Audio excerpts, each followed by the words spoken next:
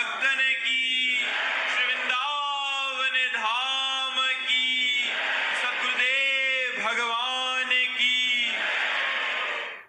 रिद्धि किशोर जी लखनऊ से।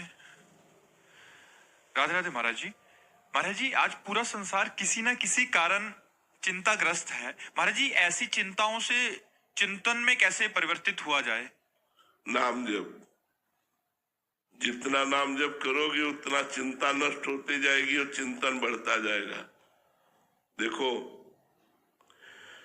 सबसे पहली चिंता का विषय होता है शरीर, फिर दूसरी चिंता का विषय होता है शरीर के भोग, फिर तीसरी चिंता का विषय होता है शरीर के संबंधी, फिर चौथी चिंता का विषय होता है इन सब का पालन पोषण करने के लिए धन।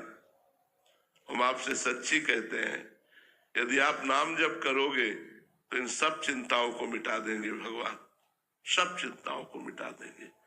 न अर्थ की चिंता, न शरीर की चिंता, न परलोक की चिंता, न परिवार की चिंता, कोई चिंता छू नहीं रही और आनंद ही आनंद। प्रेमी संतों को माने पर बहुत कठिन बात है। संतों को संत मान लेना ही बहुत बड़ी बात है। संतों को मनुष्य मानना, संतों में दोष दर्शन करना, संतों में साधारण भाव देखना, ये तो प्रायः सब कोई देखता है। कोई बिरला संतों को भगवान मानता है, कोई बिरला भगवान से अधिक संतों को, जो संतों के प्रति भागवतिक दृष्टि रखते हैं, ये भगवान के निज पार्षद है, ये भगवत स्वरूप है, वही विशेष लाभ ले पाते हैं। दूसरी बात, सब आत्मस्वरूप है लेकिन सोए हुए हैं, और संत भी आत्मस्वरूप है लेकिन वो जगे हुए हैं। जगे हुए महापुरुषों का यदि संग मिले तो मोह निद्रा का नाश होकर आत्मस्वरूप का बोध हो जाए। इसलिए संतों के प्रति विशिष्ट भाव रखना, उनके मनुष्य देह में, मनुष्यकृत कर्म में हमारी दृष्टि न रहे, हमारी दृष्टि स्वरूप में रहे कि साक्षात परब्रह्म परमात्मा का स्वरूप है, तो हम विशेष लाभ ले पावे। संतों में भाव होना बहुत कठिन है।